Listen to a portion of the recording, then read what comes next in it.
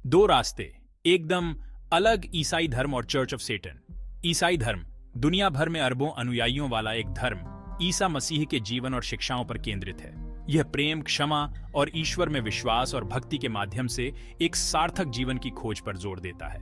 बिल्कुल विपरीत, एंटन लावी द्वारा 1961 में स्थापित चर्च ऑफ शैतान एक अलग दृष्टिकोण प्रस्तुत करता है। चर्च द्वारा परिभाषित सेटनवाद एक शाब्दिक शैतान की पूजा में शामिल नहीं है, बल्कि शैतान को विद्रोह, व्यक्तिवाद और मानव क्षमता के प्रतीक के रूप में स्वीकार करता है। यह निबंध इन दो अलग अलग विश्वास प्रणालियों के मूल विश्वासों, प्रथाओं और दर्शनों में तल्लीन करता है। ईसाई धर्म के केंद्र में एक ईश्वर में विश्वास है जो तीन व्यक्तियों में सदा विद्यमान है: पिता ईश्वर, पुत्र ईश्वर ईसा मसीह और पवित्र आत्मा। ईसाई मानते हैं कि ईश्वर ने ब्रह्मांड और उसमें मौजूद हर चीज को बनाया है, जिसमें मानवता भी शामिल है। ईसाई धर्म के केंद्र में ईसा मसीह में ईश्वर के पुत्र के रूप में विश्वास है जो पृथ्वी पर आए थे। ईसाई मानते हैं कि ईसा मसीह ने एक निष्पाप जीवन जिया, चमत्कार किए और अंततः सभी मानवता के पापों के लिए बलिदान के रूप में क्रूस पर मृत्यु को प्राप्त हुए। मृतकों में से उनका पुनरुत्थान ईसाई धर्म की आधारशिला है, जो पाप और मृत्यु पर विजय का प्रतीक है। बाइबल पुराने और नए नियम से मिलकर बना है, ईश्वर के प्रेरित वचन के रूप में सर्वोपरि महत्व रखता है। ईसाई दूसरों के प्रति प्रेम, करुणा, क्षमा और सेवा पर जोर देते हुए ईसा की शिक्षाओं के अनुसार जीने का प्रयास करते हैं। चर्च ऑफ शैतान, जिसे अक्सर गलत समझा जाता है, बुराई या किसी अलौकिक व्यक्ति की पूजा की वकालत नहीं करता है। इसके बजाय यह एक तर्कवादी दर्शन को अपनाता है जो व्यक्ति को ऊपर उठाता है और व्यक्तिगत जिम्मेदारी पर जोर देता है।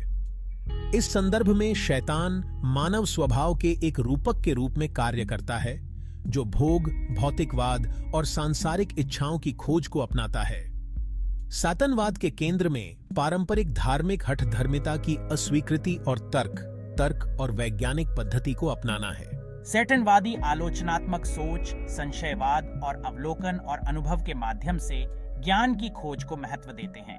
वे पाप की अवधारणा को अस्वीकार करते हैं और इसके बजाय किसी के वास्तविक स्वभाव के अनुसार जीने की वकालत करते हैं।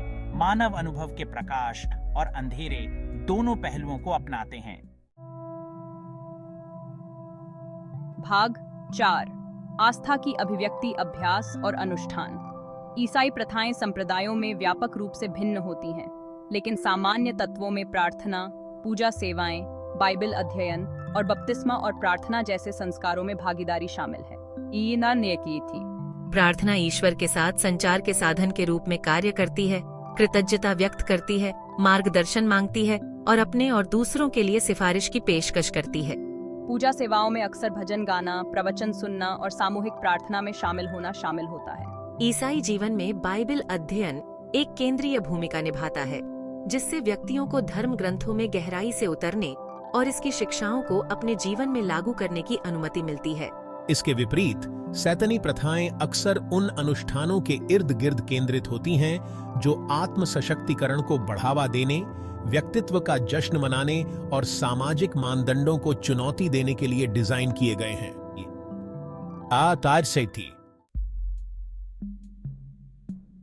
भाग 5: टकराव वाले विश्व दृश्य, दार्शनिक मतभेद। ईसाई धर्म और सेटनवाद मानवता की प्रकृति, नैतिकता और उसके बाद के जीवन पर मौलिक रूप से भिन्न दृष्टिकोण प्रस्तुत करते हैं। ईसाई धर्म मानवता की अंतर्निहित पाप पूर्णता पर जोर देता है, ये मानते हुए कि सभी व्यक्ति गलत काम करने की प्रवृत्ति के साथ पैदा होते हैं। ईसाई विश्व दृष्टि में मुक्ति ईश्वर की कृपा और ईसा मसीह को उद्धारकर्ता के रूप में स्वीकार करने के माध्यम से प्राप्त होती है।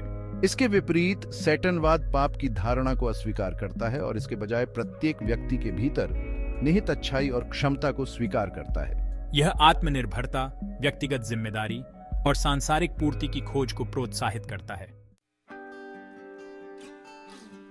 भाग 6: विभाजन को पाटना, समझने का महत्व। आज के विविध और परस्पर जुड़े हुए दुनिया में ईसाई धर्म और सेटनवाद के बीच के अंतर को समझना महत्वपूर्ण है। यह अधिक सूचित संवाद के लिए अनुमति देता है।